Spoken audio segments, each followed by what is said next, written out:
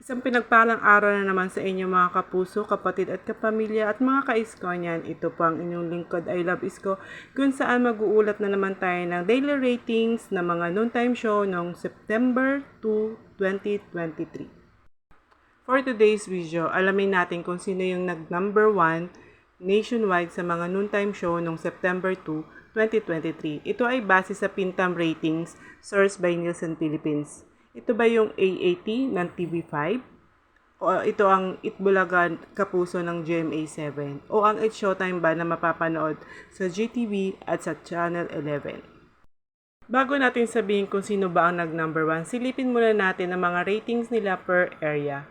Ang Itbulaga Kapuso GMA sa Luzon ay nakakuha sila ng 3.87%, sa Visayas naman nakakuha sila ng 3.47%, sa Mindanao naman ay nakakuha sila ng 2.99%.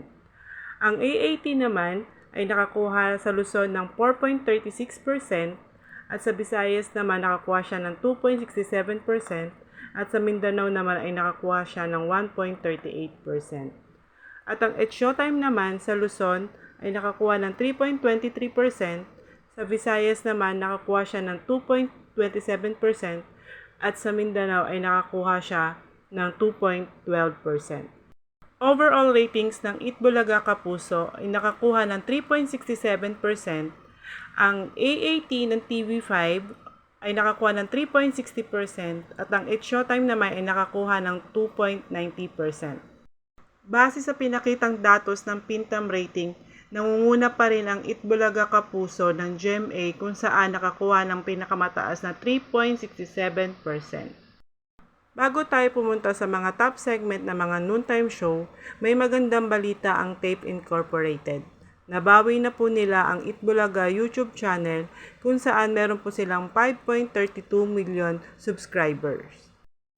Sa top segment naman, ang Gisa Gedli ang top segment ng Itbulaga kung saan nakakuha ito ng 4.71%. Ang top segment naman ng AAT ay ang Sugod Bahay Mga Kapatid kung saan nakakuha ito ng 4.10%. Ang top segment naman ng It's Showtime ay ang Tawag ng Tanghalan kung saan nakakuha ito ng 3.11%. Base pa rin sa Pintam Rating, ang overall top segment ay ang Gisa Gedli ng Itbulaga Kapuso GMA. Muli, ito si I Love Isko nagsasabi, huwag tayo magpapalinlang sa sabi-sabi. Doon tayo sa tunay at totoo. Maraming salamat. Abangan po ang mga susunod na updates. See ya!